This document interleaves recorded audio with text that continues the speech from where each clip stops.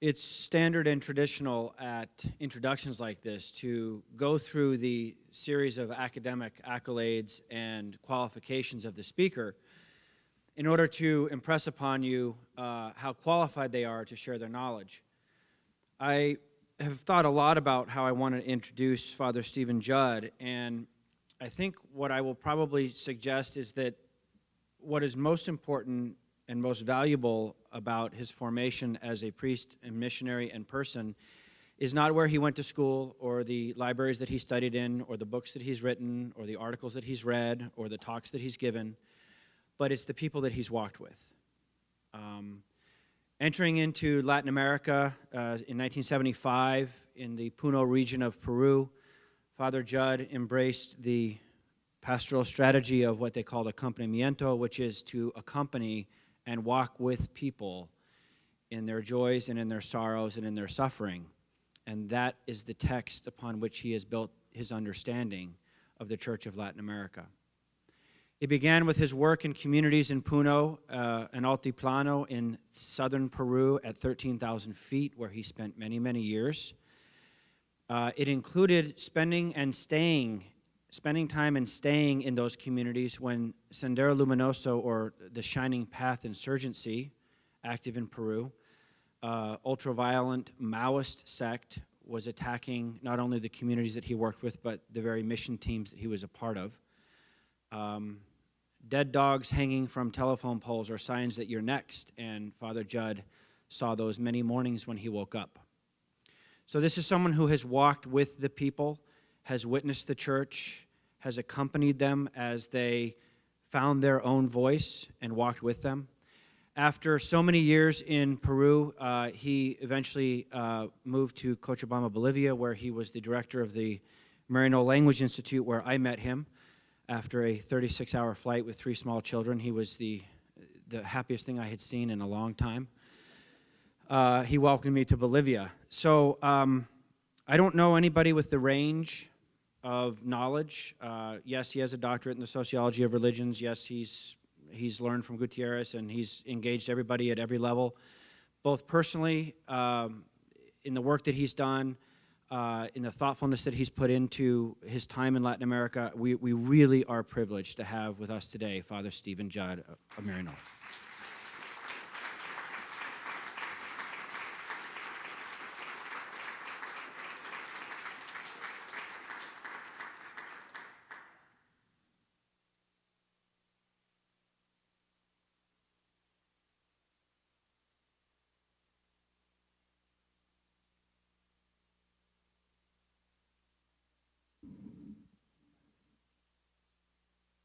Good afternoon.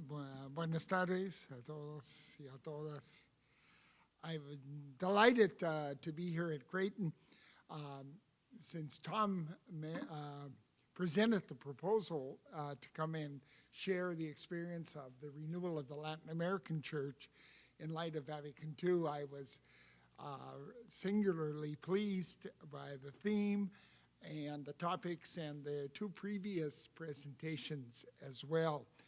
And over the last 9 years, I've come to know a lot of the students from here at Creighton who have graced our halls in Cochabamba at the Renewal Language Institute and Mission Center. So it's great to see a lot of them and to have a chance to catch up with their own journeys in which Cochabamba played an important and an integral role in their time in Latin America, and as kind of a doorway and a crossroads to mission. My own experience with the Vatican II renewal actually began in my home diocese of Helena, Montana, where I grew up in Butte, Montana, a copper mining town. And at the time when the council was convened, the first session of the Vatican II in 1962, the fellow who was named our bishop a couple months before Vatican II was Archbishop Raymond Hunthausen, who is the only surviving bishop from the U.S. who attended all 4 sessions of Vatican II. So in a sense, I trace my heritage and the spirit of renewal and collegiality back to my own bishop in my own home diocese of Helena, Montana. I was only in high school at that period, so I'm one of those people of the transitional generation pre-Vatican II, and then entering the Vatican II when I went to the University of Montana in 1963. But Hunthausen embraced the renewal, the aggiornamento that came from Vatican II in a large way, and instilled in the spirit of the council and all of its documents into the life of the local church. So in a sense, when I went to Latin America in 1975, I had this experience of the council, although I had not studied much about it or had read much about it, but by the time I arrived in Peru in 1975, I was ready in a certain way, and I had this preparatory stage, if you will. I was thinking about this as the first time I've spoken at a Jesuit institution. There's a story that we tell among Maryknollers at different times. You might have heard the variation on it. The story goes like this. There were 4 priests in a room, a Jesuit, a Dominican, and a Franciscan, and a Maryknoller. And suddenly there was a apagón, or the lights went out, and immediately the reaction of the Franciscan was to say, well, this is poverty, we have to take it, we have to accept it, this is the way we should be, this is our charism. The Dominican begins to speculate philosophically and tries to go back to Aquinas and Aristotle and to find the reason why the light went out. The Jesuit immediately, instinctively, organizes a workshop or a conference and begins to plan and say, what can we do? How are we going to find the solution why the light went out? The Maryknoller walks out of the room, gets a ladder, and changes the light. So those are the contrasting images that we sometimes have, and not to make fun of any of the other charisms. But early on in Maryknoll's time in Latin America, one of our premier mission thinkers, Father Considine, came up with the image and the metaphor of being troubleshooters. That later evolved into troublemakers.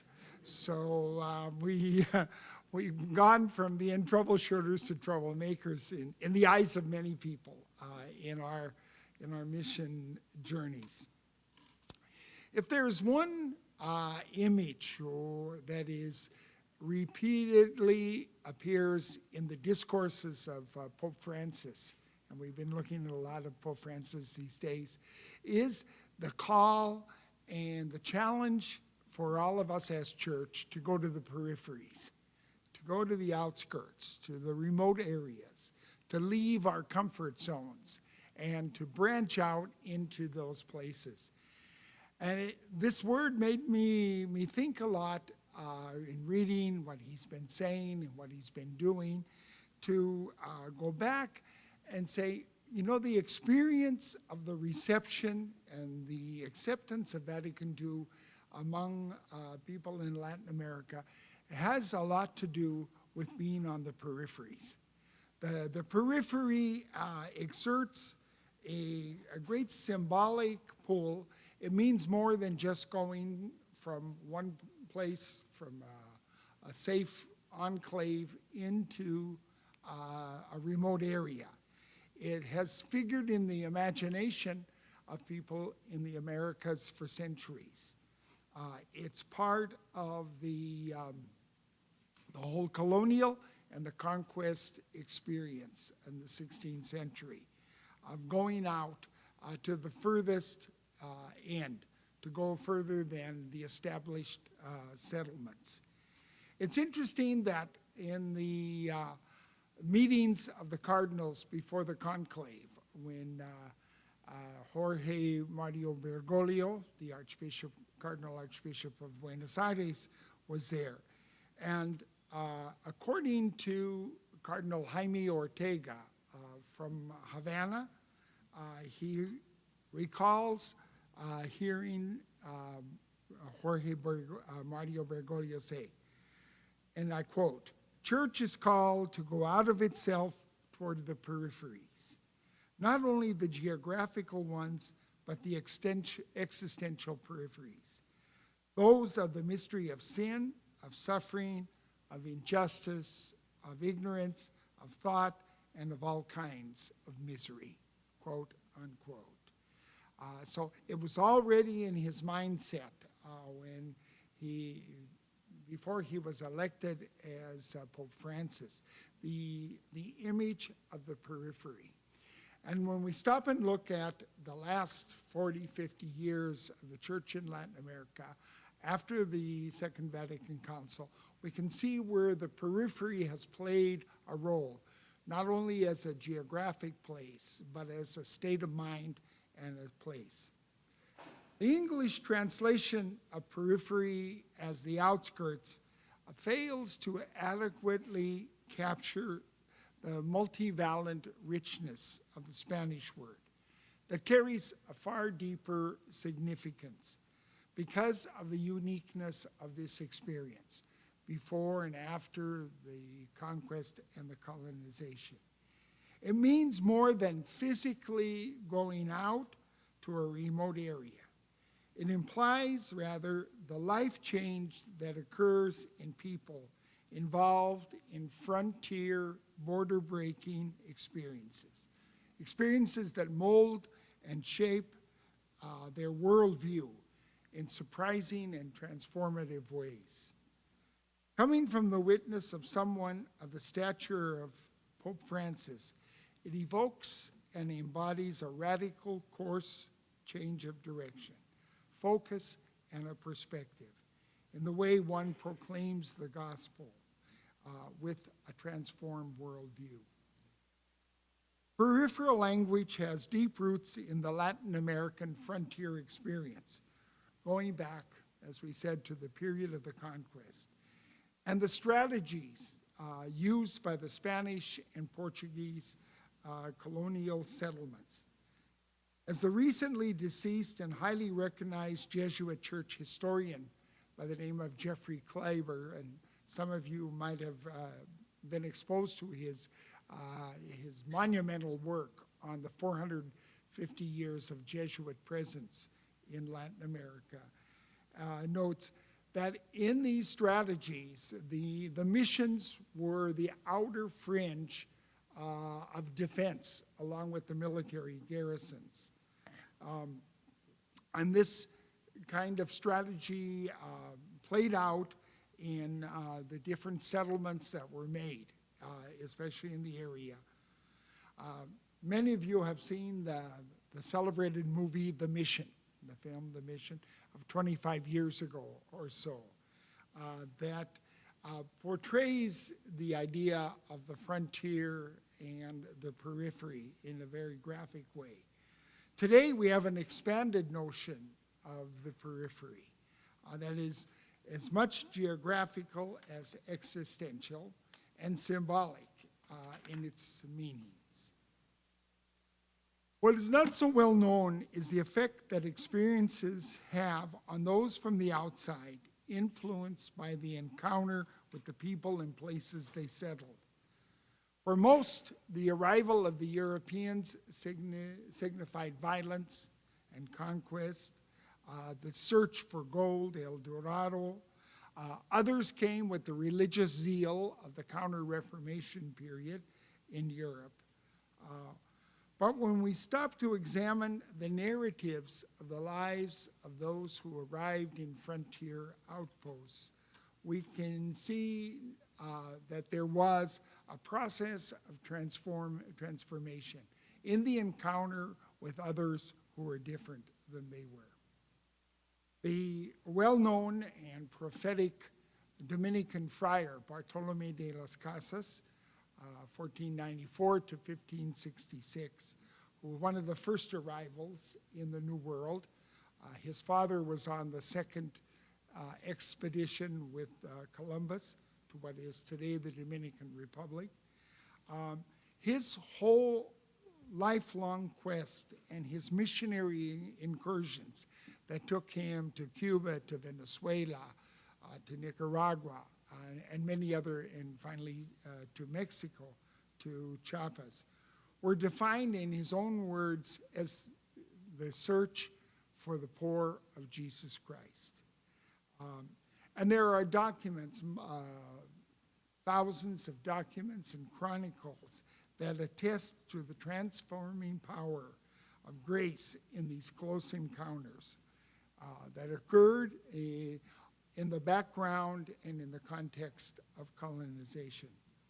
Las Casas' entire life was one long, uninterrupted encounter with the quote-unquote other that led him to denounce the injustice of the Spanish conquest.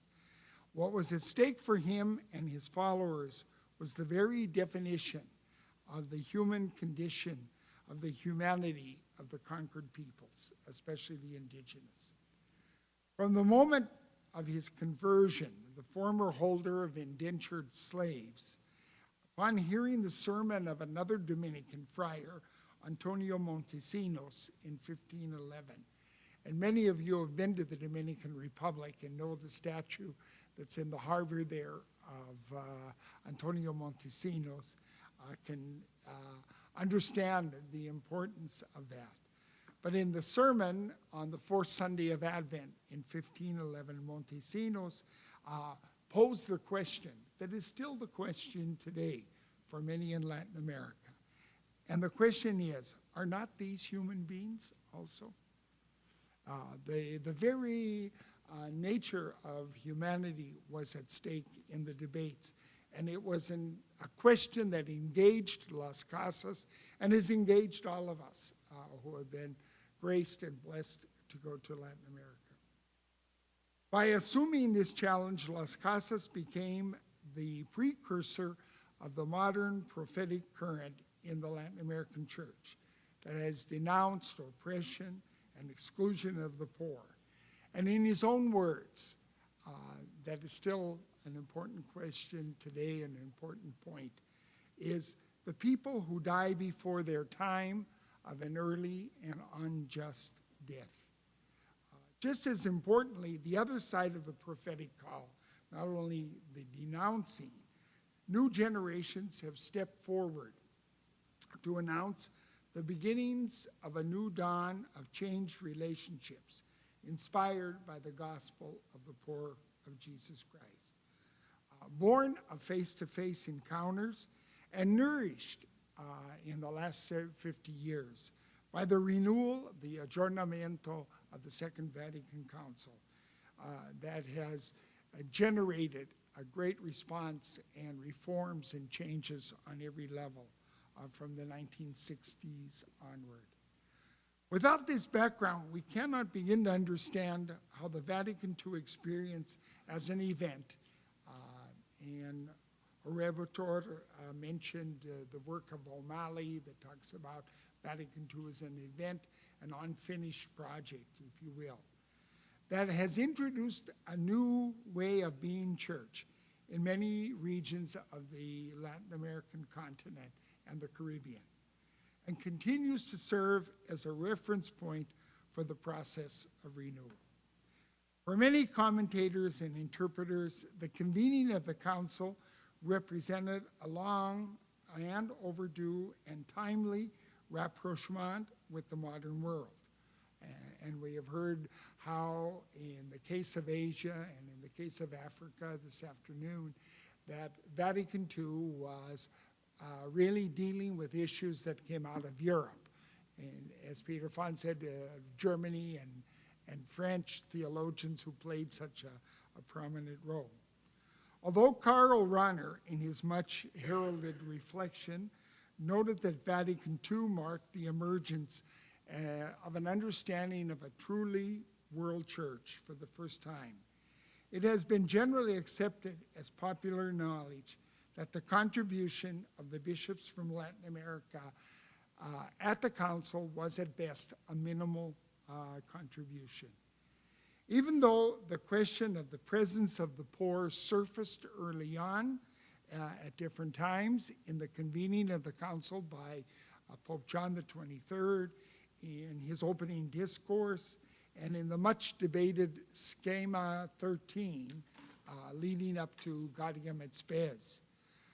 It would be at another later moment when the Latin American Church would begin to live out the spirit of the council and debunk the notion that the council was a predominantly European and North American phenomenon. And in the other two presentations, we've heard how, although there was a lack of a prominent role for Asian and African bishops there, it was later on when the council took off in a certain way to imbue these churches with the spirit of renewal. True enough, there were Latin American bishops of the stature of Don Elder Câmara of Brazil and Manuel Larraín of Talca, Chile, who were well known in the council halls and were remembered by people for their interventions at certain times. But by and large, the Latin American bishops were not protagonists and did not play that role. It was only later in the effort to renew the Latin American church that they stepped up and they took on the role and took on the spirit of renewal of the council. The convening of the second conference of Latin American bishops in Medellin, Colombia, in that pivotal year of 1968, set in motion a period of renewal that continues to this very moment, to shape and develop the church in all of its facets as a force for the defense of life and a recognized voice for social justice throughout the continent. By all definitions, Medellin in 1968 was Latin American-related Vatican II moment, without a doubt.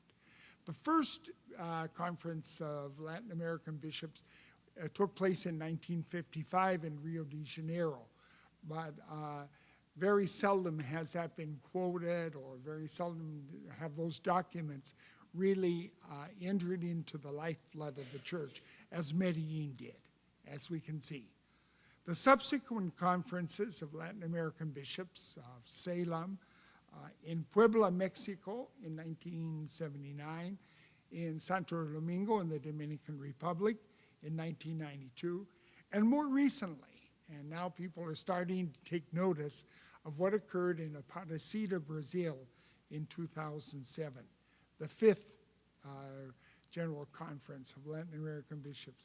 They can trace the underlying themes, the continuity that was set in motion at Medellin, carried out through Puebla, and then later Santo Domingo, and finally in Aparecida. That called for change structures and relationships, and based on the foundation of a retrieval of the Vatican II spirit. When it came to light rather recently that Cardinal Jorge Mario Bergoglio, now Pope Francis, was one of the architects of the final document of the Aparecida Conference. He headed the redaction committee that wrote the document.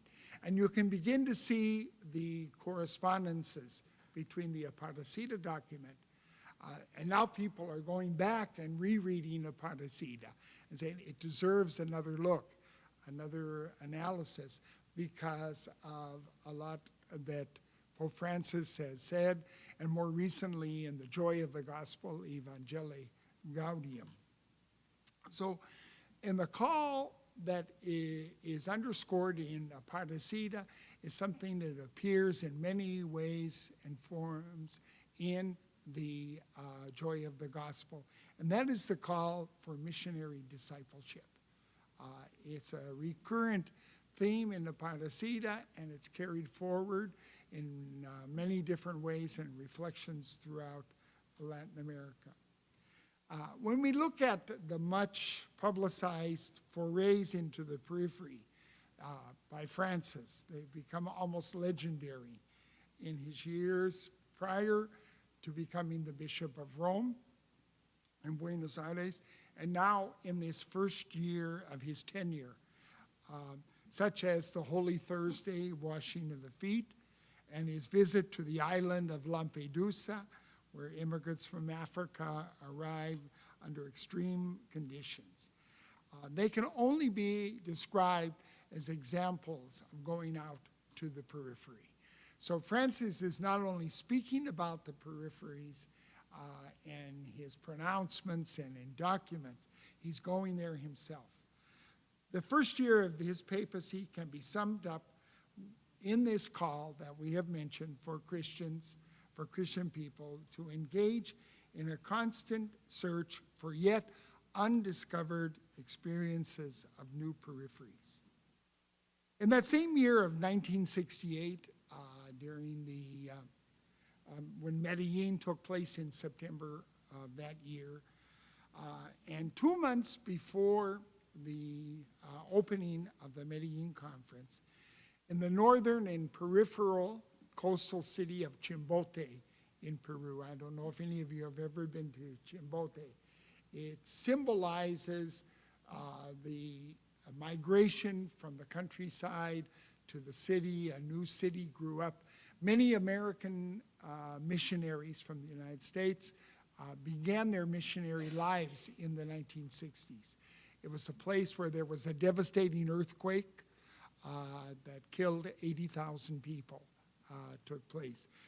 But in 1968, in July, a young Peruvian theologian by the name of Gustavo Gutierrez, now a household name, pronounced 3 public lectures on a new way of doing theology, not from the library, not from the academy, not from universities, but from the perspective of the poor. His earlier proofs of the texts that he was using in these conferences and these lectures noted, first of all, the topic of a theology of development.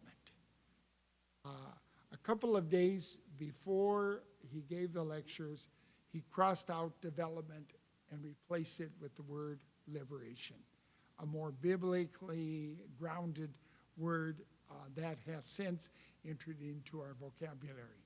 So in that peripheral place, before a crowd of people, missionaries and church people, people from squatter settlements, from the pueblos jóvenes, as they were called, was the moment when the theology of liberation was born, very much within the spirit of Vatican II.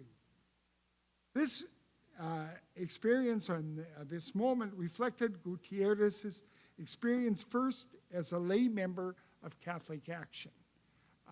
Gutierrez did not go into the seminary, did not follow the normal course of study.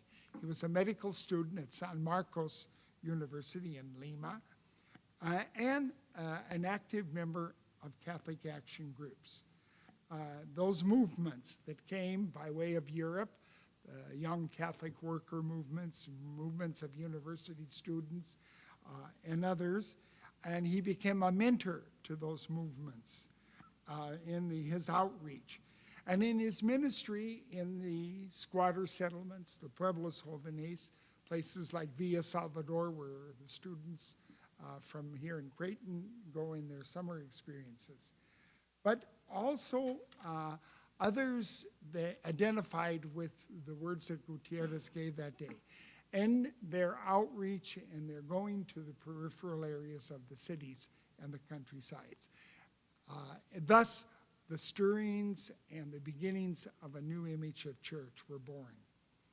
Aided by the methods of social analysis, often mislabeled as uncritically Marxist-inspired, began to question the prevailing theories of dependence. And these were complemented by grassroots biblical movements in the base Christian communities that gave rise to a new way of doing theology from the periphery. Gutierrez brought this experience directly to the Medellin conference 2 months later when he served as the theological advisor for the Cardinal Archbishop Landazuri Ricketts from Lima, who was himself a veteran of the Second Vatican Council.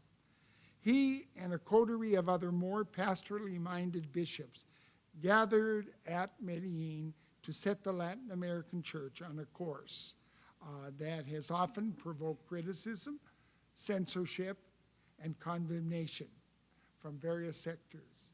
But until recently, the arrival of Francis has been a validation and a changed receptiveness to this new theological current.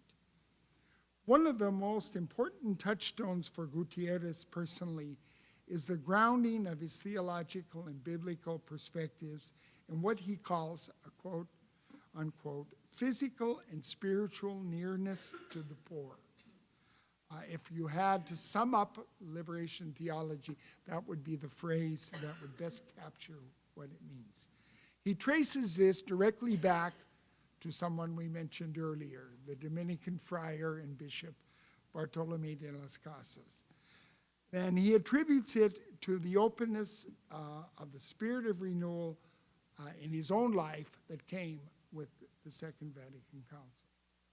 While the 16th century friar and the defender of the Indians underscored the fact of the presence of quote-unquote crucified Christ of that age, those people who die before their time. Medellin gave new expression in pointing out the causes and consequences of, quote, institutional violence, embedded in oppressive structures and systemic injustices in most Latin American countries. What does this physical and spiritual displacement, what were the results of that? What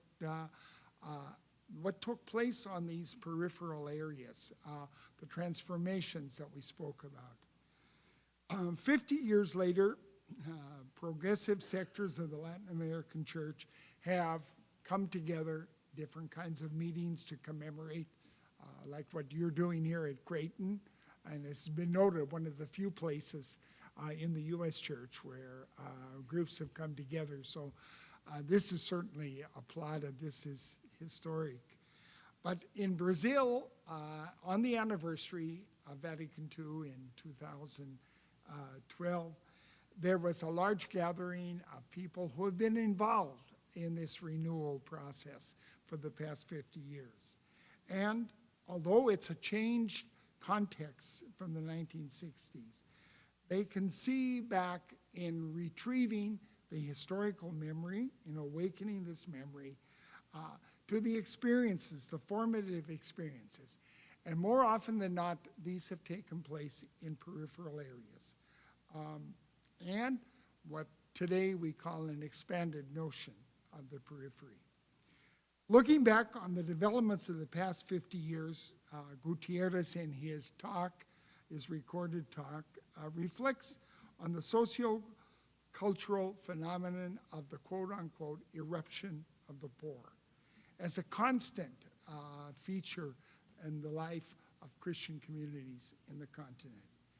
However, he is quick to point out that those who were once invisibly absent from history, insignificant participants in the eyes of most, now have begun to be considered as actors and protagonists in diverse scenarios.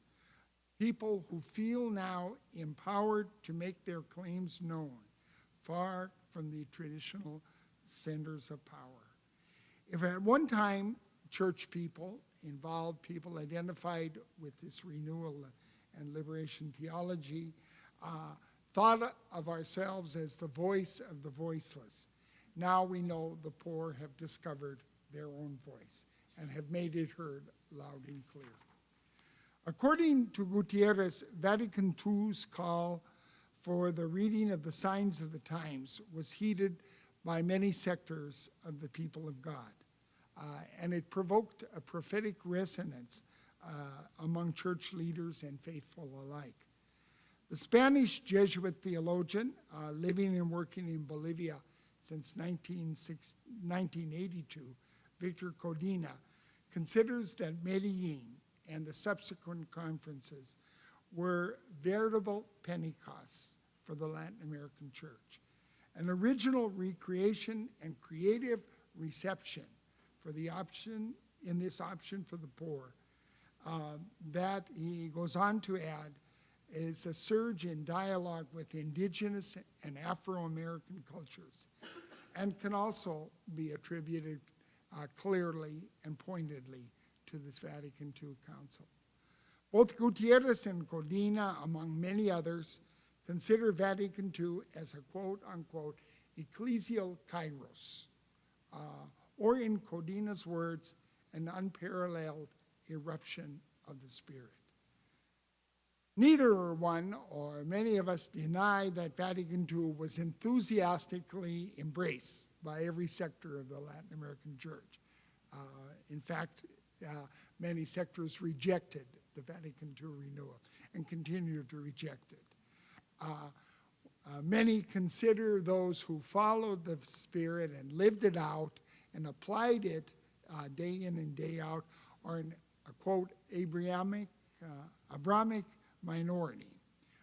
That's debatable. I think it influenced enough to figure in the mindset and the changes.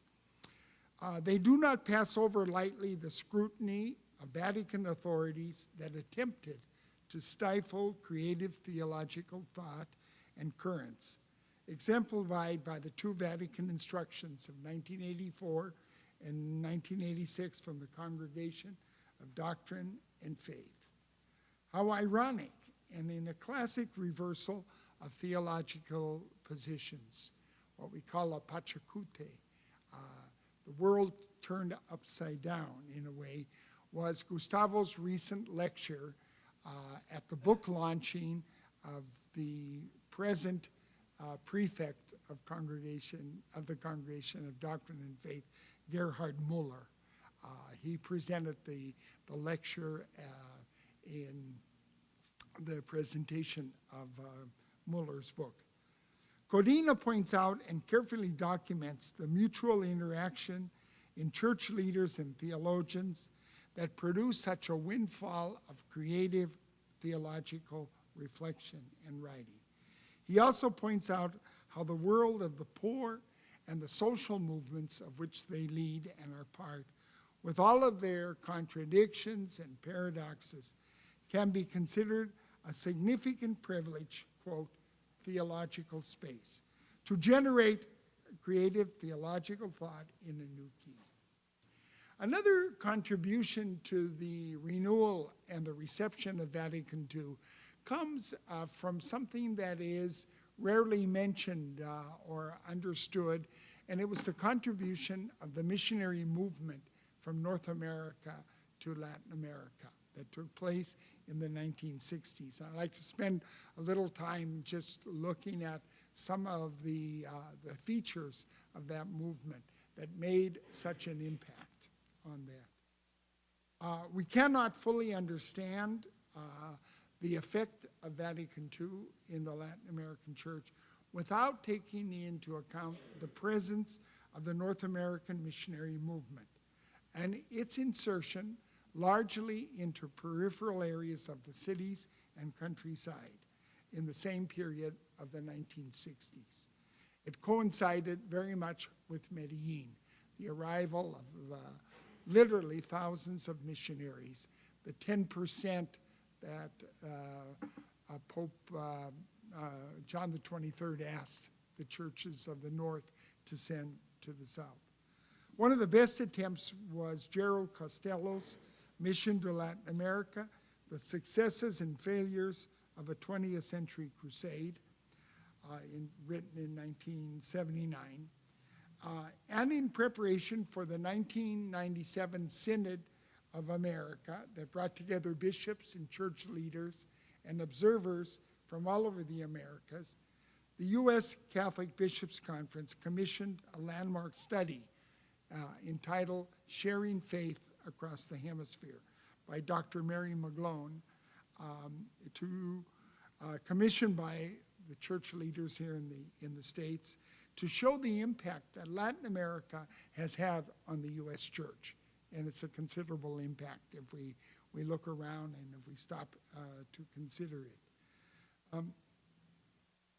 However, after all these years, what most people remember from the era is a polemical essay entitled The Seamy Side of Charity, written by one of the founding fathers of the movement, the late Ivan Illich. It was published in America magazine in January of 1967 that has provoked a long debate on the motivations and merits behind the missionary movement from the north to the south. Recent research uncovered by Loyola Marymount University professor Robert Hurteau in his outstanding new missionary biography of one of the other founding fathers of the movement, Maryknoller John Considine, offers a more balanced assessment, not only of the movement and its motivations, but of the troubled relationship that ensued between Illich, Considine, and the other major actor and Kennedy family confidant, Cardinal Richard Cushing of Boston. The book, and I have it recently published, A Worldwide Heart, the mission biography of John J. Considine, goes a long way in setting some of the record straight without totally resolving the issues that surfaced during the 1960s and beyond. However, for our consideration here, the book is important as a chronicle of the main actors and events of those early years when a major missionary movement between North and South was launched that was so reflective of the enthusiasm and the vigor of the Kennedy years that gave us such programs as the Alliance for Progress, the Peace Corps, as well as Considine's short-lived Papal Volunteers for Latin America, PAVLA, and subsequently led to the establishment of the Latin American Secretariat at the U.S. Bishops' Conference. More importantly, and yet to be retrieved from this Vatican II era development, is how the insertion of thousands of North American missioners, priests, sisters, lay people, into the then peripheries of Latin American cities and countryside dramatically changed the missionary narrative and relativized the perspective of those who participated in this missionary expansion. However one regards the church's motivations and its possible convergence with the aims of U.S. foreign policy toward Latin America, a strong case can be made that showing it that it was one of the key factors that prepared the ground for the reception of Vatican II and the subsequent developments of a church identified with the poor. Not always carefully planned or strategized, the placement on the periphery of this new wave of missionary expansion opened up old questions from the colonial period and raised new ones according to the present-day context into which they were inserted. Whatever one starting point, no one can deny that there were life-changing experiences on the part of both sides of this incursion into the periphery. Another variation on that feature of American religious experience called the errand into the wilderness. Whether the missionaries from the north were considered as a source of cheap labor and untold numbers of building projects undertaken in a paternalistic fashion, a reciprocal conversion process occurred. We need go no further than to December of 1980, when the 4 church women were murdered in El Salvador. Jump ahead to 1989 when the Jesuits, their housekeeper and her daughter, were murdered in El Salvador. And most recently, when Sister of Notre Dame de Namur, Dorothy Stang, was murdered in the northern Amazon area of Brazil. On those grounds alone, I am pretty safe in saying that this was a classic historical displacement whose effects are still being felt on both sides of the hemisphere, along with the other thousands of modern-day martyrs in this era of witness.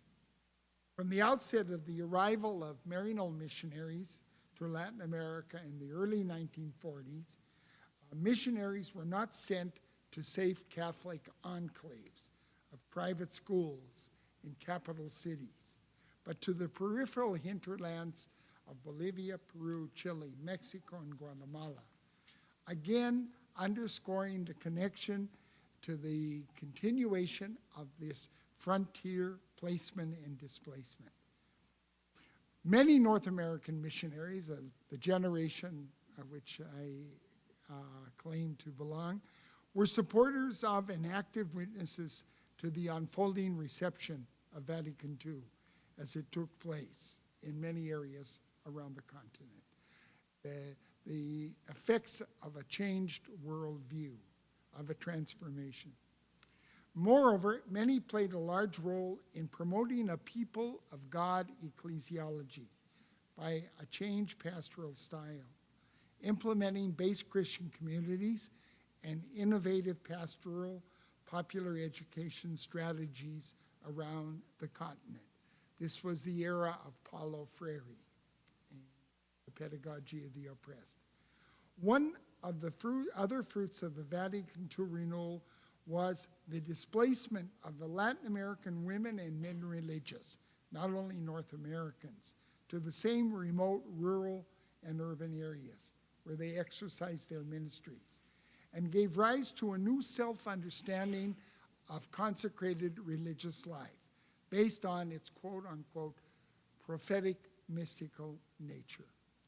This was the era also when I would be negligent if I didn't mention Orvis books, the sanctuary movement, other developments that took place that were corollaries and in conjunction with this. We all know of the effects of the conflicts in Central America during the 1980s and 90s, and the solidarity movements and the power of those solidarity movements as advocates. Oftentimes, we were accused of being more Gaudium et Spes than Lumen Gentium, practitioners of Vatican II. But the verification, the validation, if you will, came in those areas where there was extreme political violence, Central America, and of course, in my own experience in the southern part of Peru and others. These experiences of collegiality gave rise to new theological movements, new ways of being church all over the continent. The insertion into the peripheries helped to develop a different style of a more collegial church. And as I said, gave rise to new theological movements, new perspectives from indigenous, from feminist, and those ecology-based theological movements that came out. Not only in the southern Andes, but in the southern states of Mexico, what is called the Pacific South, this collegial model led by people like Don Samuel Ruiz, a modern-day successor to Bartolomé de las Casas. The reaction to the development of this model of church, of a more collegial church in partnership, developed as a result of the spirit of Vatican II, was met in many sectors with swift and organized opposition.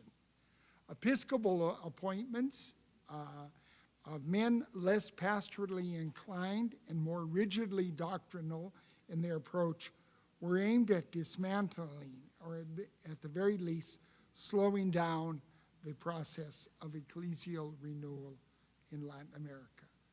The emergence of elite lay movements like Opus Dei, the Neo-Catechumenate, and others took precedence over the basic Christian communities, whose influence in some countries and places and regions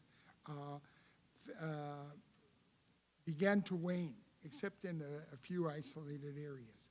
Blame for the period of ecclesial malaise was unjustly placed on evangelical and Pentecostal churches, which grew dramatically in Brazil and in Central America, among other places. All of these converging developments caused close observers, like the Jesuit Victor Cordino, who I mentioned, to warn of a period of climatic change, of the onset of a quote-unquote ecclesial wintertime. Now we're in spring, but in the spring that has come with Francis. This was the background when the Aparecida conference, the fifth conference, was called in 2007, the first one, when there was very little expectation and lots of surprises when it resulted. In retrospect, we can look back 7 years later from Aparecida and appreciate its value in continuity with the previous conferences of Medellin in 1968, in Puebla of Santo Domingo. That the church, in its own way, in Latin America, has embraced the new evangelization. The term first came out of Latin America, interestingly enough, going back to John Paul II, when he called for a new evangelization, new in its fervor, new in its expression, new in its method. The final document of Aparecida emphasizes, as I mentioned before, missionary discipleship.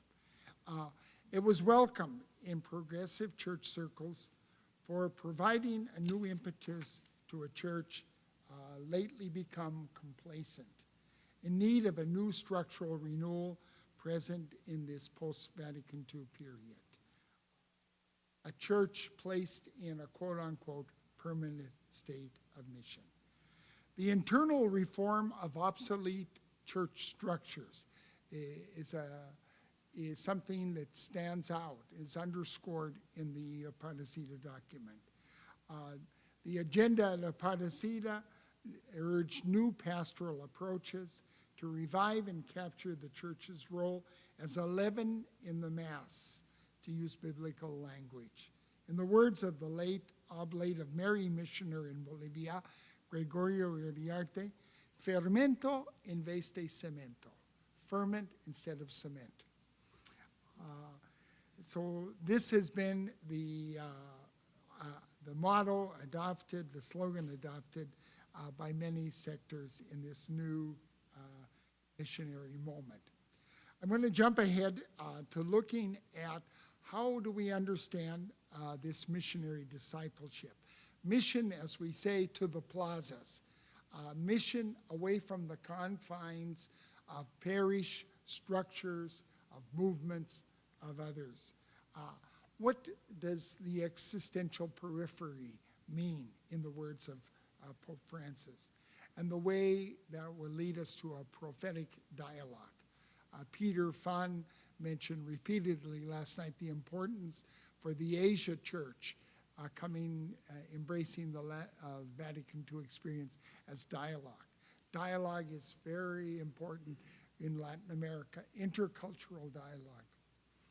The Aparecida final document foreshadows a changed view of the church's missionary activity and evangelization, very present in Pope Francis's The Joy of the Gospel, in which attention shifts away from exclusively geographical and territorial notions to the missionary outreach to new social and cultural situations, as Pope John Paul II spelled out in his missionary encyclical Redemptoris Missio in 1990. He speaks about the new Areopagus. As we remember from Acts of the Apostles, when Paul went to the Areopagus to dialogue with the intellectual world of Athens in his time. But still, the constant refrain that appears repeatedly in documents and in witness of people in the Latin American church is the question that Gutierrez says is fundamental, is the basic foundational question. And that question is, where will the poor sleep tonight? That is the first theological question, or the beginning. It's echoed in his recent writings, and it very much corresponds to the kinds of discourse that Pope Francis. While Vatican II initiated the dialogue with modernity, the postmodern worldview that we all are part of poses challenge of exaggerated individualism, secularization, new technological innovations, and the need to embrace and dialogue with new faith traditions and old faith traditions. The context of religious pluralism that marks the context of today's world, and the challenge for Christianity in this new understanding of the meaning of the incarnation and the uniqueness of the Christ event are very important points in the agenda. Likewise, Codina picks up frequently on the absence of an explicit concern for the poor in the Vatican II documents, a challenge that obviously Francis has taken up in his public discourses and gestures. According to Codina, and this is an important point I would make again, Latin America, more than any other continent, and of course, after hearing Asia and Africa, we could enter into a very interesting discussion, is the continent that has consistently embraced the Vatican II spirit, applied it, lived out its renewal in a proactive way through the 4 conferences and also through the creation of vibrant theological movements and pastoral innovations that have emerged out of the originality of the Latin American experience, faith experience and journey. Latin America, by and large, has built on the insights of the Council, applied them to its own changing reality, and shared that process with the rest of the world. The Synod of America in 1997 was largely, I wouldn't say a failure, but it did not achieve its goals of bringing North and South and the understanding that we are all part of America together. It did not carry through with that collegiality, and that's many of the problems with the synodal method that came out of Vatican II.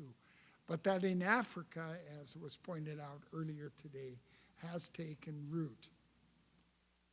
I will end just a few comments based on this, that there's a new opportunity to renew the Vatican II spirit of renewal with new historical initiatives that are yet to be explored and applied to creating the kinds of mutually beneficial partnerships that we need in our interdependent world, especially in the dialogue between both ends of the hemisphere.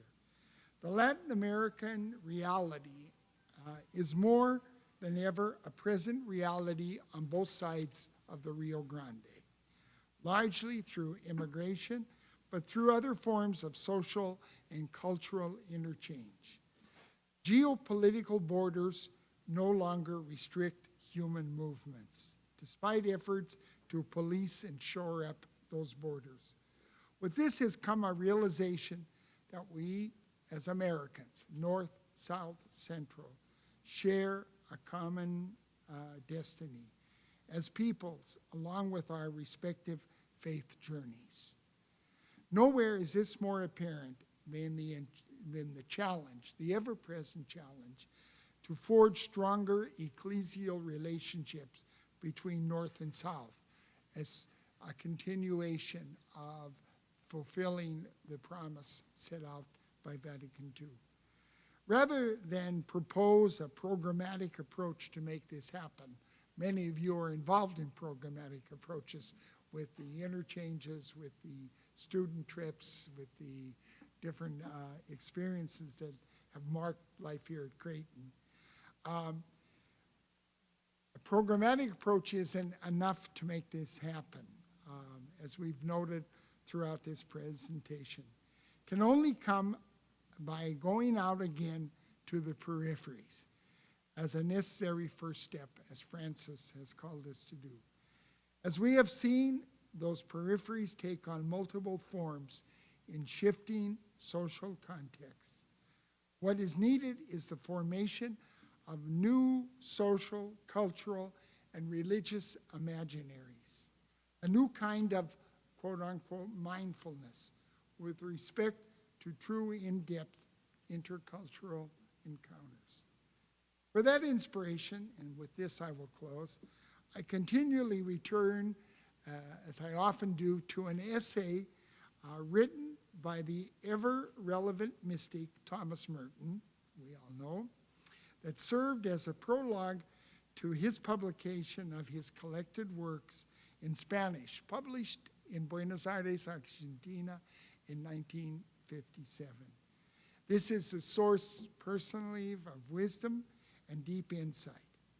In his eloquent and perceptive style, but with an unmistakable passion, Merton writes, "This then is what seems to me so important about America, and the great function of my vocation in it, to know America in its totality, to be a complete American, a man of the whole hemisphere, of the whole new world, to be a complete Christian, a complete contemplative, and through this, to help others know Christ in the fullness of maturity, in all his universality. Oh, my brothers and sisters of the South, we are already one in our love of truth, our passion for freedom, and our adoration of the living God."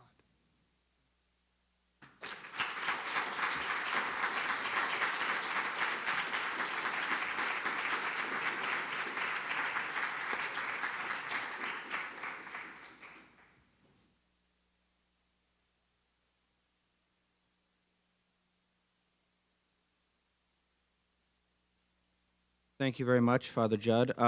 We can take about 2 minutes maybe to stand up and stretch before we introduce our students and move to the question and answer session if people need to get a drink of water, or stretch 2 minutes and then we'll start immediately.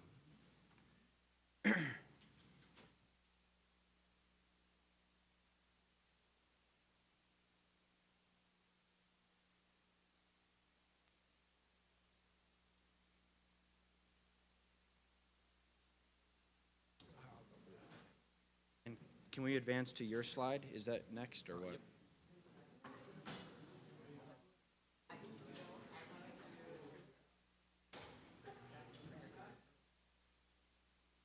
Do you care which order you guys go in? I wouldn't mind going. Okay, great.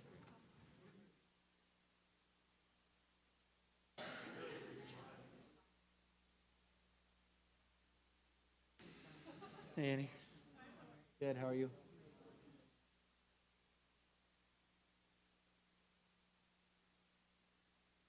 Gary.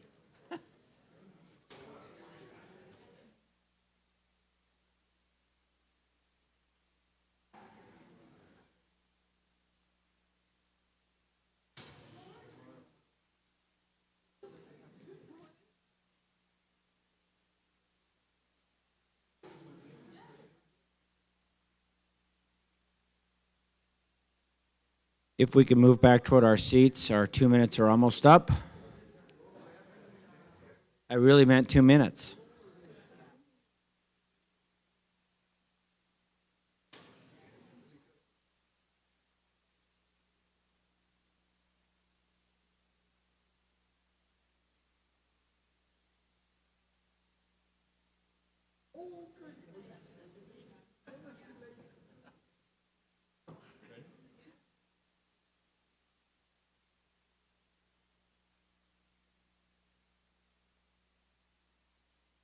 Thank you. Okay, I'd like to introduce the two respondents to today's talk by Father Judd. We have Allison Detlefs and Mike Rios. Allison is a junior here at Creighton University who was baptized into Latin America through Honduras, summers in Honduras. Spent a summer with the Discovering Peru program and recently returned from a semester in Encuentro Dominicano in Santiago, Dominican Republic. Mike Rios is a graduate of Creighton and currently working in the Center for Service and Justice, theology and biology major, who has returned from a year in Guayaquil, Ecuador with Rostro de Cristo, program that he will probably talk about. So with no further ado, I would like to introduce Mike first to speak. Thank you.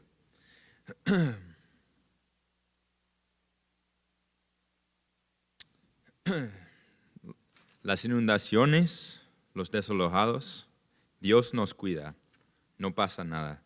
Somos fuertes, nosotros oramos, ayudamos, y Dios está presente en todos. That is something that one of my good friends, Monica from down in Ecuador, she said during a time that, in reference to two specific things that happened during my year, which were, it was a flood and a bunch of evictions that happened, and I'll kind of get into that. But I think that kind of, the translation is, the floods, the evictions, God takes care of us. Nothing will happen, we're strong. We pray, we help, and God is present in everything. And I think that kind of, for me, when I think about what the village of Mount Sinai, where I was at in Guayaquil, how that the passion and mission and redirection of Vatican II kind of seeped into the place where I was is kind of captured in that quote. I'm fortunate enough to talk about my time with Rostro de Cristo in Ecuador in a place called Mount Sinai, Monte Sinai, for a year. And I feel like everything Father Judd talked about, I saw in some way throughout my year, but I'm not going to be able to talk about everything, so I'll keep it pretty pointed. So this is Guayaquil, and about an hour away, still in the city's borders, is Mount Sinai, which by every definition of the word is the periphery. It is geographically the outside of Guayaquil. It is socially the outside. The people there are often not even considered part, or they're not considered Guayaquileños because they're not part of this city. They are. It is probably the poorest sector on the western half of Ecuador. It is an invasion community which, as Father Judd talks about, Gutierrez speaks of his time with squatter communities, which are when places just kind of erupt from the grounds. People build their own houses, and this was one of those places. I think that the church would not have went to Mount Sinai if it wasn't for Vatican II. There's a difference kind of between working within a culture and going to the culture. For example, I worked at I was fortunate enough to work at a Jesuit foundation called Hogar de Cristo. And it was started in Chile by Saint Alberto Hurtado, who is the Saint of Solidarity. And it was started in Chile and then moved up to Ecuador, and I worked there at a community organizing office, and it started in the city of Guayaquil. During the time when they were in the city, this very new sector called Mount Sinai was born, and it's only about 10 years old. And during this time, they decided if we are going to be with these people, if they are our first priority because they are the most peripheral people in Guayaquil, we have to physically move ourselves there. And I think that was an enormous piece of Vatican II, and it's kind of this thing that I think Pope Francis is reprioritizing, going to the margins, going to the outskirts. And so within the last 3 years, Hogar de Cristo, which is a place that has community organizing, medical care, microfinance, pastoral a spirituality center. It kind of does it all, and they have physically moved all of their offices into the sector of Guayaquil.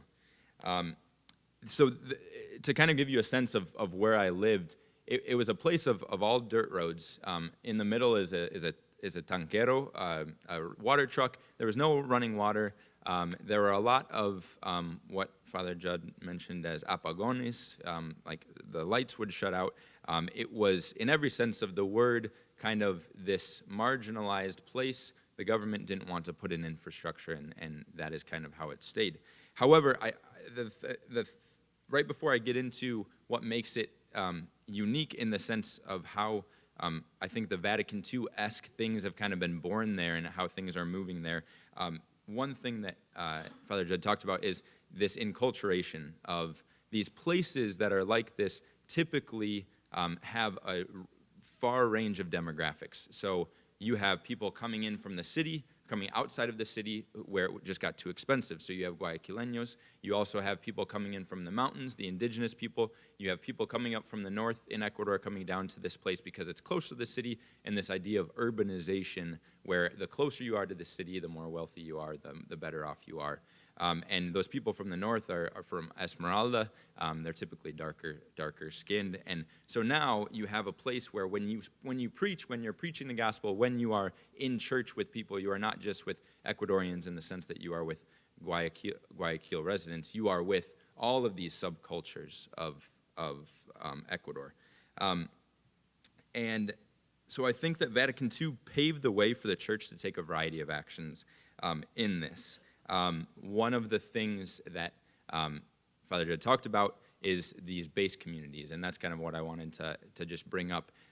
Base communities were these small communities, typically kind of started with a Bible and a group in a home, and they became what maybe we could best think of as CLCs or Christian life communities that kind of happen in the United States. And I don't think that this would happen if there wasn't this kind of change with Vatican II for a lot of things, especially with women, kind of the empowerment of women and saying that there is a space for them somewhere, especially in somewhere like Latin America that is very patriarch-centered. And so we had this office called Pastoral, and there were these women, and they started in their homes, and within the first 2 years of starting these base communities, there was 30 within Mount Sinai, which, like I said, is a very small sector. It's small geographically, but now there are about 300,000 people living there. So in each house, you were putting up, anywhere from 5 to a dozen people, and it was interesting to see the way that these women went from just what maybe started as a Bible study, and then because of this kind of empowerment that happened with those, they became what I would say validated as a person and as a Christian and as a Catholic. They were given this idea of self-confidence that they could, in a place where they were the breadwinners and they were home with the children, and that was really all that they did. Now to go on a Wednesday to pray with a group of women and share their struggle and have that struggle validated gave them what I saw much more purpose in their days. And so where this kind of links to the overall, what I would say the social reality of Mount Sinai was fortunately that these women now, because they started at their homes and they had a place with the group in their faith, then they could take it to the small church.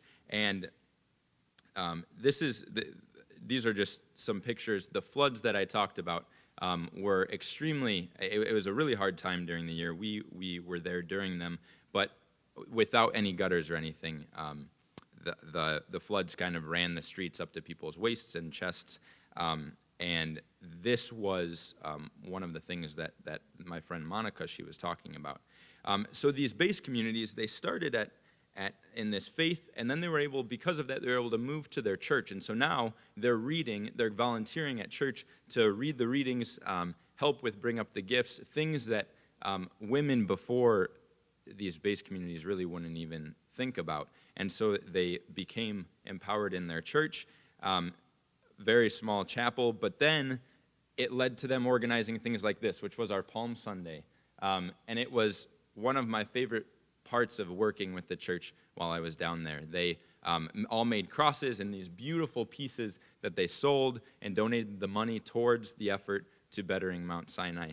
And we walked from one chapel to another chapel about 3 miles through the streets. People joined us as they saw us. And this is, I mean, if you could just imagine in a place where a while ago, if you take back 50 years, would a woman have even, taken up the gifts or or those things at Mass, and now they are organizing these types of things.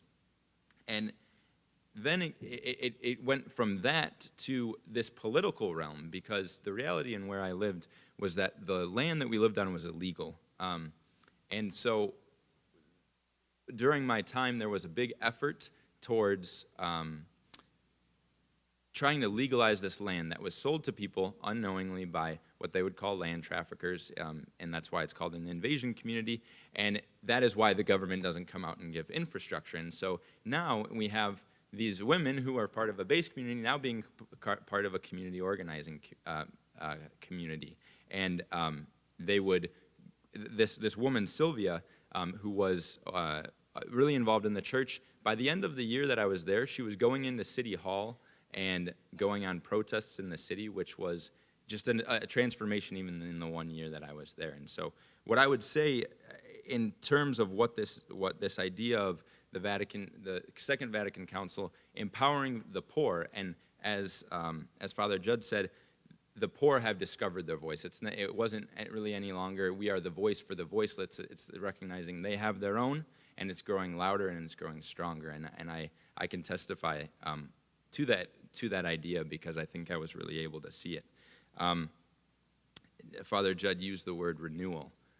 It was the title of his talk, and I think, ironically, this renewal is very contagious, because although there were times when I felt that strong question of colonialism, of this white missionary, what am I doing here, I was filled with gratitude more days than not, in this recognition that the people were actually missionaries for me, and they showed me kind of what it meant to be on the outskirts, but also what it meant to fight.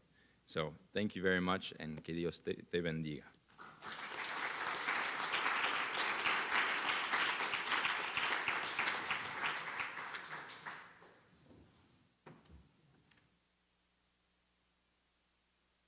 Hello. As Tom said, my name is Allison Deathlefs, and although I don't have 40 years of experience in Latin America, I have had my share of experiences down there from very young age when my family moved to Honduras when I was 4 years old. I was there for 3 years, learned Spanish, came back, forgot it all, and have spent the last 7 years learning it again. And then to my several summers in Honduras, my time in Peru with the Creighton, and then my semester in the Dominican Republic. So one of the things that Father Judd mentioned the importance of was what he calls the encounter. And it is in encountering and entering into a relationship with those who inhabit the world's many peripheries that our worldviews are transformed and our minds and hearts are opened. My personal encounters have led me to a new understanding of the church and its mission, one that I don't know that I ever could have reached having only my limited understanding of the church here in the United States. The Latin American church, especially since its Vatican II movement in Medellin, truly has become an example of the renewal, growth, and revitalization that is rarely seen in some of our more traditional parishes and communities here. Growing up with a traditional Catholic education, although I learned a lot about the church and what it means here, I was never really exposed to most of the challenging ideas of Vatican II or the growing tradition of Catholic social teaching, which just now I've started to learn a lot more about. Ideas now being emphasized by Pope Francis, such as the preferential option for the poor and the greater need for prophetic dialogue and this missionary discipleship, were never really brought to my attention. In truth, it wasn't until I fell in love with Latin America and began volunteering and studying there that I also began to fall in love in a deeper and more meaningful way with the Catholic Church and my own faith, especially after having grown increasingly frustrated with the more comfortable conservative Catholicism that I was used to being presented with here. It wasn't until I went again to Honduras that I discovered what the true understanding of church as community actually looks like. I felt it in the Sunday masses there, where the entire congregation would sing every hymn from memory in discordant voices that would nevertheless fill the space with beautiful song. I saw it in the 2.5-hour confirmation mass, where the entire town seemed to have shown up, young and old, to the point where even standing and sitting in the aisles, everybody still spilled out into the courtyard. I marveled at how the neighborhoods would gather for 9-day novenarios, hosted by families in order to pray and support each other through the death of loved ones. It wasn't until I went to Peru that I learned and became passionate about the progressiveness of the church and its teachings. It was there that I was first exposed to the teachings of theologians such as the well-known Gustavo Gutierrez, and also the teachings and inspired documents of Vatican II, as well as those developed by the Medellin, Puebla, and Aparecida conferences.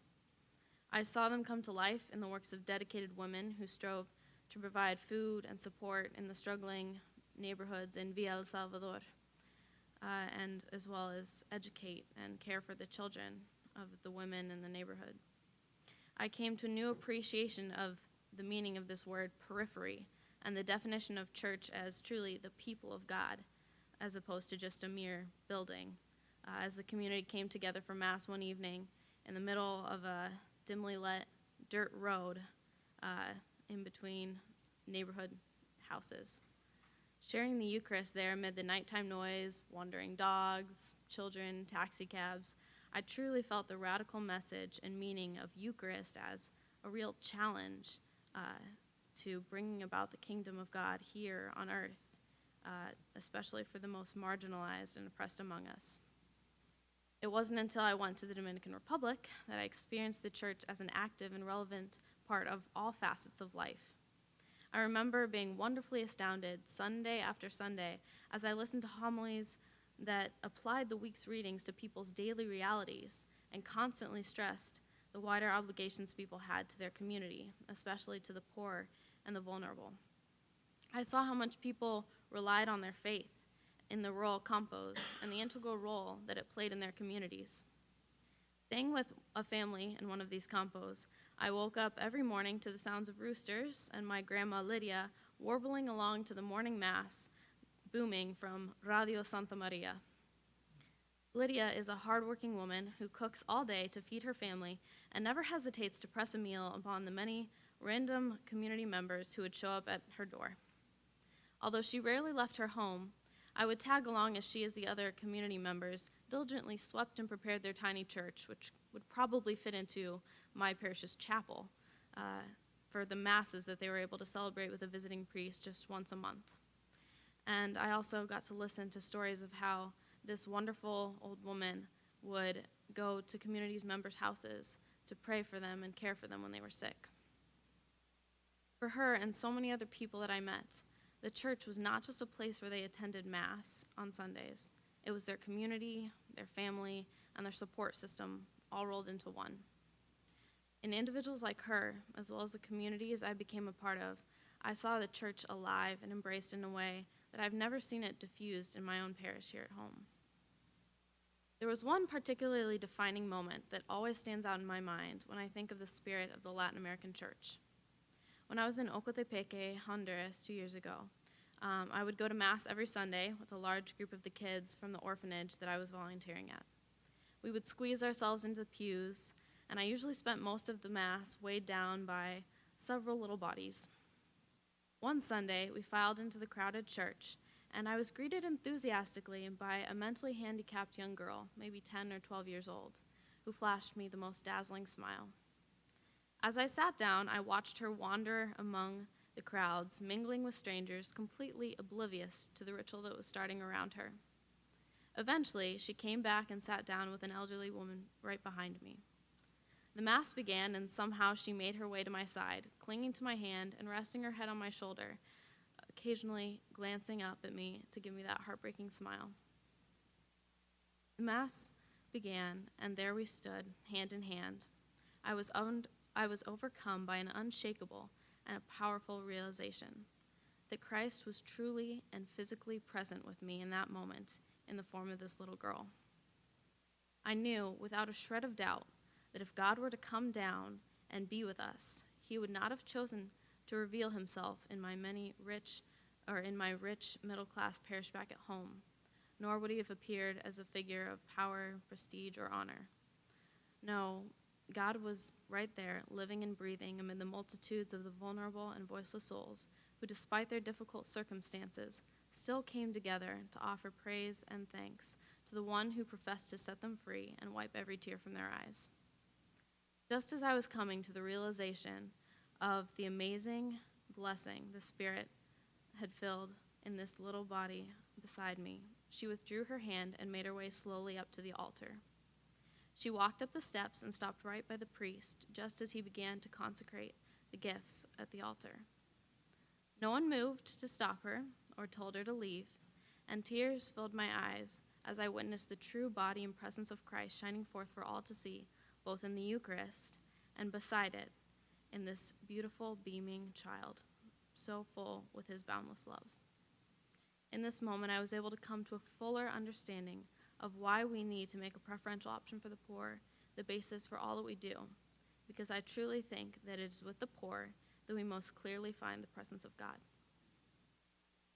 My encounters with the people in the Church of Latin America have very much shaped me as an individual and challenged me to become more of a prophetic voice in the culture of affluence and privilege in which we live here in the U.S. I believe that the Catholic Church in the United States and throughout the world could benefit immensely from the example that the Latin American Church has set forth.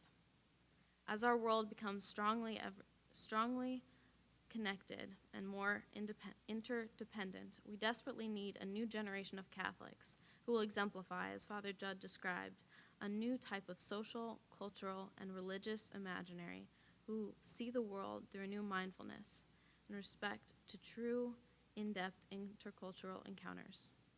By encountering the other, both far and near, we will be challenged to fully live out the teachings of Vatican II and the true mission and heart of the Church. Only by stepping out of our comfort zones and embracing those who reside along every type of periphery will we be able to truly become one Holy Catholic Apostolic Church. Thank you.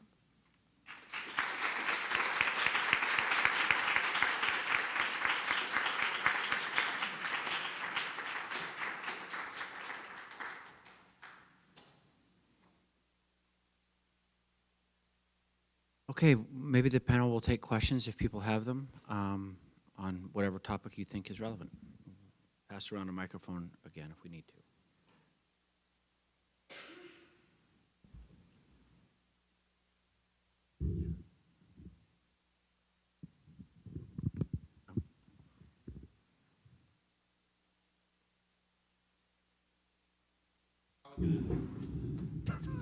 As if I haven't said enough, no. This is maybe for all of you, particularly Father Judd, and thank you so much for all the presentations. I've heard this quotation some, particularly from Protestants, that the Catholic Church opted for the poor and the poor opted for Pentecostalism. How much validity is there to that? And then more broadly speaking, what do you see as the strengths and weaknesses of the charismatic movement, both within the Catholic Church in Latin America and then also within Protestant communities? So thank you.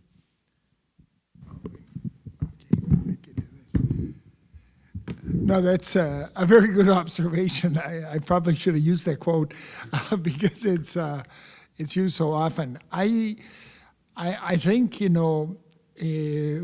fortunately, there's another kind of attitude or an attitudinal change on the part of many in our church that is less negative with referral to the growth of Protestantism, especially Pentecostalism, that it has grown in countries like Brazil, well, all over Central America in particular, where that has grown. I remember being at the Santo Domingo conference. I had press credentials there, and I was really kind of disturbed by the remarks that Pope John Paul II made in calling them rapacious wolves And knowing many, and I've lived and worked, especially with Seventh-day Adventists and Pentecostals and other things, I thought that was quite an offensive. It's something you don't hear now as much, or to say they're separated brethren. That's the kindest term that's sometimes used to refer to evangelicals or Pentecostals in there. I think there is sort of a popular image to the other part of your question that charismatics, or whether Catholic or Protestant, are evading real social issues or involvement in social justice questions. I don't think that's a fair stereotype to apply, because I think, as we've noticed here in the United States, in the struggle for immigration rights, that much of the impetus for rights has come out of the Protestant churches in Latino areas. So it's not fair for that. But I think there was this idea that it was world avoiding, that let's not waste our time, because in the end we're all the second coming or whatever is there. So I think there's a more balanced appreciation or evaluation rather of the presence of the charismatic groups in whatever way, shape, or form they take within Latin America. It's so much more complex. It's not a black and white question, I think, is some thought.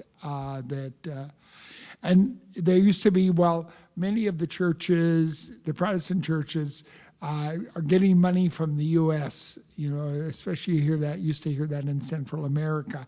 But a lot of the Protestant churches are independent churches that have grown out of their own reality, especially in Brazil. The Igreja de Dios, the Reino de Deus, is probably one of the largest independent Protestant churches in Brazil, and millions belong. At one time, they boasted that they had more members than the Catholic Church in Brazil. And Brazil is the country with the largest Catholic population in the world. And so the reality of religious pluralism is part of this whole new configuration. And I think Pope Francis in particular has a more of a open relationship with the evangelical churches, at least with the Jewish church. The largest Jewish sector in Latin America is in Argentina, and he comes out of a long history of dialogue with the Jewish faith tradition. So I don't think you can put it into those categories or those stereotypes that at one time were so prevalent. Say that. Those of us who come from countries where we have a lot of experience of oppression, we have always admired the theology of liberation that takes place in Latin America. And my question actually is, I'm curious to understand how the church in Latin America is able to use liberation theology to reach the common people without misinterpretation of the term, because I know such a kind of a terminology going to people who are in the common villages or common small towns, they could use that to mean like hatred towards the rich, hatred or divisions towards those the haves and the different classes who are all members of the church. So if you could be able to explain maybe to me how you are able to reconcile these groups using that, because I know the immediate reaction of the government could be to maybe towards liberation theology could be like you are inciting the community or you are inciting people. So I don't know how you are able to do that. Yeah. Well, I think that it's, oftentimes people would say that liberation theology is leading to class struggle. Or, again, that was sometimes a misplaced stereotype of it. I don't know of few, if any, cases where the reflection that comes out of, people's, analysis of social injustice and questions there leads to, let's go and take over the lands of the rich, or let's. I don't think that is so present in people's mind, and certainly liberation theology, considering it's a way of doing theology, was blamed during the military repressive regimes, especially the dictatorships, what we call the national security states during the 1970s in many countries. They're saying, the real enemy is liberation theology, when it's not. It's the poverty, it's the injustices, it's the margination of peoples. But I don't see it as inciting hatred. I've never had the experience of any reflection that I've been a part of these years that is aimed at, let's go, let's take revenge on the wealthy, or those who are and sometimes guilty of oppression in one way or another. I don't know. Do you want to answer some of that? I guess I would say to that that throughout my year, I never heard the term used, like the actual term used, liberation theology.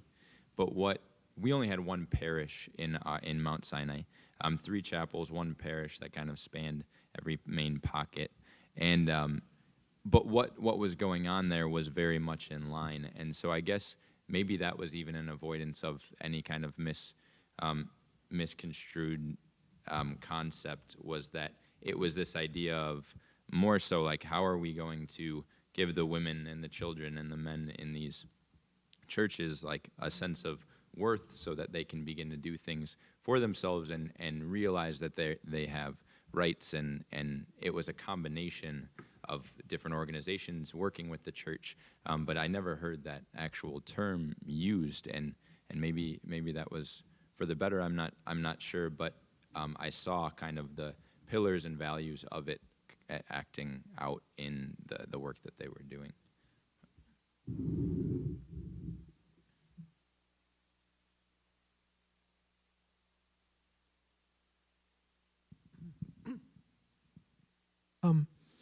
I had, from the very beginning of your talk, Father Judd, I had the perception, and I don't know if this is right, but it seems that liberation theology, or the idea of reaching to the peripheries, is a theology that is directed to people like us in the U.S., or people that are from a maybe higher social class, because they can take the step towards the peripheries. My question is, how does this apply to the people in the peripheries? So once the people in the peripheries become part of the church, how do they understand this theology? So in other words, what is the periphery of the periphery? I don't know if that makes sense. Well, if we look at the joy of the gospel, it's very clear. There's 7 or 8 places in the apostolic exhortation where Pope Francis, stresses that we need to go to the outskirts, to the margins, to the remote areas where people do not have all the benefits, either economically or they're politically, not empowered or culturally, that. I think what he means by that is to look at the systems that sometimes oppress people, that marginate people, that exclude. Today, 40 years ago, we didn't use the word exclusion. and now, or the insignificant people, people that, it's in other words to go where there is greater needs, greater,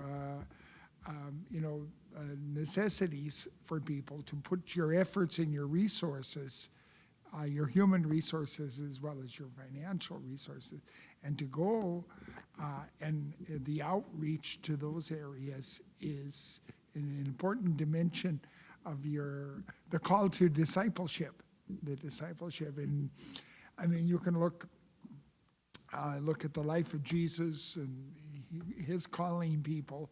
We're always calling them to go beyond where you are, not to remain in a safe zone and all.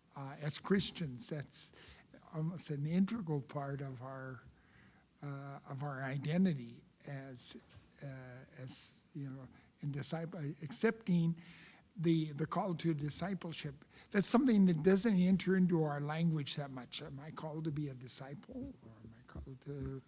There's many ways, but he at least is underscoring and trying to redefine the obligation that we have to our brothers and sisters who are not as, well off as we are.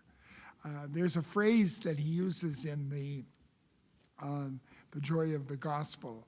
It's early on. He says, "I would prefer a church that is accident-prone, wounded, and stained because it went out into the street, than one that has remained in a safe, secure place." I've only read the document in Spanish, so sometimes the translation doesn't. It sounds much stronger when you read the document of going to the peripheries, and it resonates in a different way, I suppose. I know it's a powerful document in any language, but it especially because his first and only language is Spanish.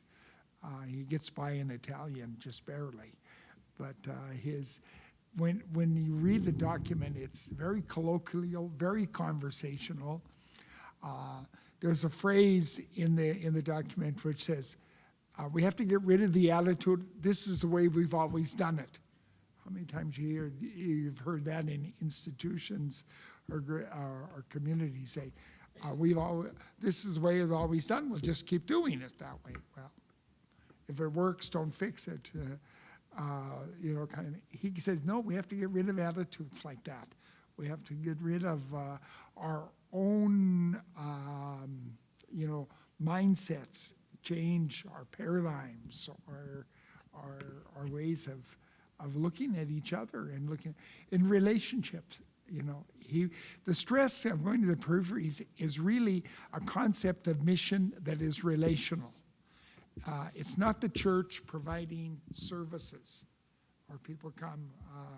We use, in one part of the document, he talks about the church as an aduana.